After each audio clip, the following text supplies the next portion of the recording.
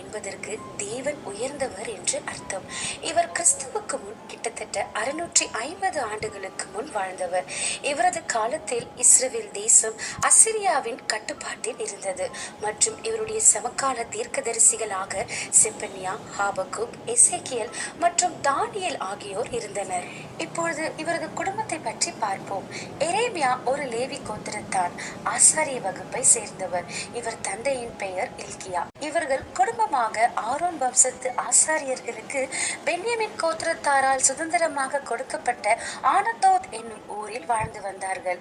இந்த ஆனதோத் எருசலேமுக்கு வடக்கே சுமார் 3 மைல் தொலைவில் உள்ளது.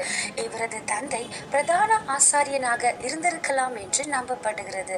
இவருக்கு அசரியா மற்றும் கெமாரியா என்ற சகோதரர்களும் இருந்தனர். எரேமியாவுக்கு திருமணமாகவில்லை. தேவன், நீ விவாகம் பண்ண வேண்டாம், இவ்விடத்தில் உனக்கு குமாரர்களும் வேண்டாம் என்று கட்டளையிட்டிருந்தார்.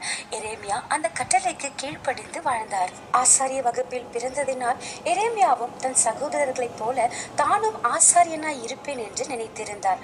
ஆனால் தேவனிடத்தில் வேறு திட்டம் இருந்தது. மிகவும் பயந்த சுபாவம் கொண்ட திடமனமற்ற சிறுவனாக இருந்த எரேமியாவை தேவன் தன் தீர்க்க தரிசன ஊழியத்திற்கு அழைத்தார். சிறை வாழ்வு மறையும், சீர்வாழ்வு மலரும், சீயோனின் மகிமை திரும்பும், ஆனந்த துதி ஒலி கேட்கும், ஆடல் பாடல் சத்தமும் தொனிக்கும்,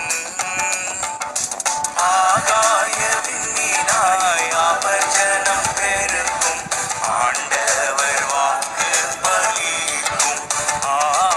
வாழ்க்கையில சிரமப்பட்டு போனீங்களா? ஒரு காலத்துல நல்லா வாழ்ந்திருந்தோம், இப்ப ரொம்ப சிரமப்பட்டு போனோம். கடன் பிரச்சனை ஆயிட்டு, வறுமை ஆகி போச்சு, இருந்தெல்லாம் இழந்துட்டோம். நான் நல்லா இருந்தது முதல்ல, இப்ப எல்லாம் சிறுமைப்பட்டு கலங்கி நிற்கிறேன் அப்படின்னு நினைக்கிறீங்களா? பயப்படாதங்க, கலங்காதங்க.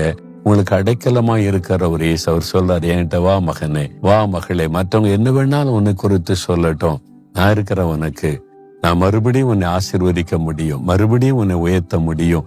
எந்த இடத்துல சிறுமைப்பட்டு அவமானப்பட்டு நிந்திக்கப்பட்டு தலை குனிந்து நிற்கிறாயோ, அதே இடத்துல அதே மக்கள் முன்பாக நான் உன்னை தலை நிமிர்ந்து நடக்க பண்ணுவேன்.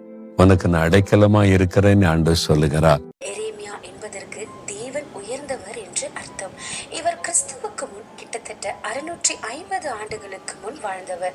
இவரது காலத்தில் இஸ்ரவேல் தேசம் அசிரியாவின் கட்டுப்பாட்டில் இருந்தது மற்றும் இவருடைய சமகால தீர்க்கதரிசிகளாக செப்பனியா, ஹாபக்குக், எசேக்கியேல் மற்றும் தானியேல் ஆகியோர் இருந்தனர். இப்பொழுது இவரது குடும்பத்தை பற்றி பார்ப்போம். எரேமியா ஒரு லேவி கோத்திரத்தான், ஆசாரிய வகுப்பை சேர்ந்தவர். இவர் தந்தையின் பெயர் இல்கியா. இவர்கள் குடும்பமாக ஆரோன் வம்சத்து ஆசாரியர்களுக்கு பென்யமின் கோத்திரத்தாரால் சுதந்திரமாக கொடுக்கப்பட்ட ஆனதோத் என்னும் ஊரில் வாழ்ந்து வந்தார்கள். இந்த ஆனதோத் எருசலேமுக்கு வடக்கே சுமார் 3 மைல் தொலைவில் உள்ளது. இவரது தந்தை பிரதான ஆசாரியனாக இருந்திருக்கலாம் என்று நம்பப்படுகிறது. இவருக்கு அசரியா மற்றும் கெமாரியா என்ற சகோதரர்களும் இருந்தனர். எரேமியாவுக்கு திருமணமாகவில்லை. தேவன், நீ விவாகம் பண்ண வேண்டாம், இவ்விடத்தில் உனக்கு குமாரர்களும் வேண்டாம் என்று கட்டளையிட்டிருந்தார். எரேமியா அந்த கட்டளைக்கு கீழ்ப்படிந்து வாழ்ந்தார். ஆசாரிய வகுப்பில் பிறந்ததினால் எரேமியாவும் தன் சகோதரர்களைப் போல தானும் ஆசாரியனாய் இருப்பேன் என்று நினைத்திருந்தார். ஆனால் தேவனிடத்தில் வேறு திட்டம் இருந்தது.